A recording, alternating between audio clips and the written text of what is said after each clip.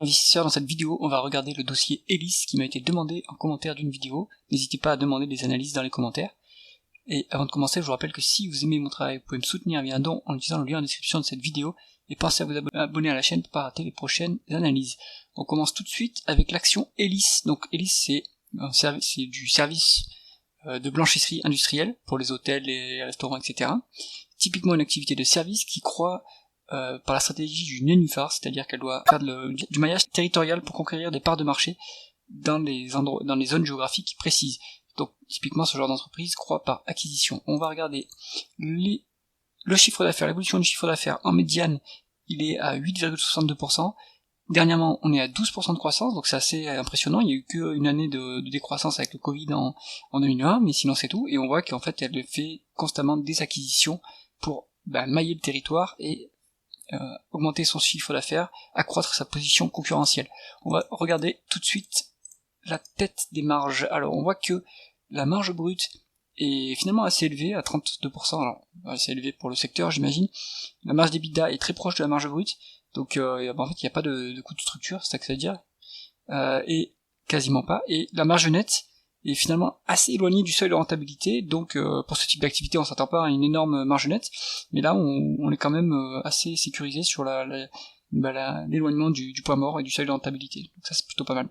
On va regarder maintenant si l'entreprise arrive à convertir ses bénéfices nets en free cash flow.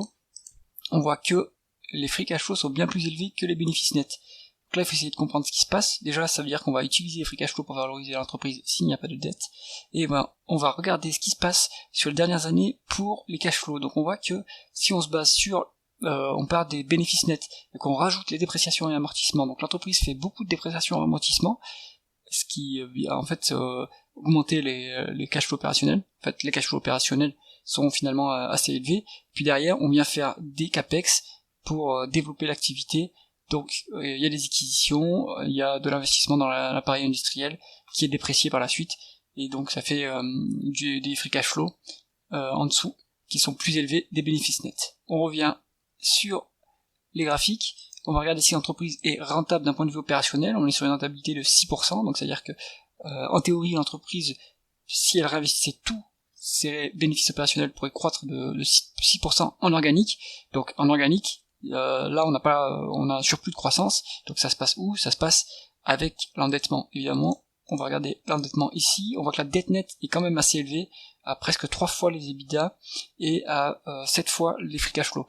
Donc là c'est à surveiller. La priorité du management devrait être de désendetter le bilan. Par la suite, après il faut voir quelle est leur politique d'allocation de capital, parce que s'ils font la croissance par acquisition, ils doivent pouvoir avoir de l'espace dans le bilan pour racheter les boîtes. Donc là pour l'instant à mon avis ils devraient plutôt viser le désendettement avant de faire d'autres acquisitions et avant de reverser du cash aux actionnaires. Si on regarde ce qui est rendu aux actionnaires, on voit qu'il y a un dividende qui est en augmentation depuis 2019, il est à 100 millions actuellement, ce qui représente à peu près un rendement de 4%, si je m'abuse, ouais, c'est que ça, 4% à peu près. Et on voit que par contre, il y a la dilution un peu chaque année en termes d'actions. Donc ça, c'est pas incroyable. Du niveau de la sécurité du dividende, on est sur un cinquième des free cash flow, un sixième des free cash flow. Donc ce dividende est sûr, mais l'entreprise devrait se désendetter plutôt que verser des dividendes, à mon avis. On va regarder l'évaluation de l'entreprise. On a vu qu'il y avait de la dette. La valorisation de l'entreprise sur des multiples valeurs d'entreprise sur EBITDA, on voit que la médiane est à 7. Actuellement, on se trouve à 5,6. Donc, il y a une bonne décote. Il y a bien 30, allez, même 40% de décote sur ce multiple-là historique.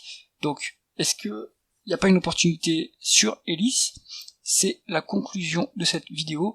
Moi j'aime pas les entreprises qui sont trop endettées, Elis c'est un peu trop endetté, donc il faudrait suivre le dossier, analyser ce qui se dit en termes d'allocation de capital.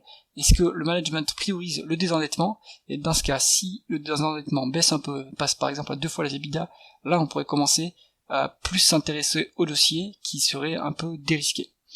C'est tout pour cette analyse. Si vous avez aimé cette vidéo, mettez un pouce vers le haut et pensez à vous abonner à la chaîne. À bientôt.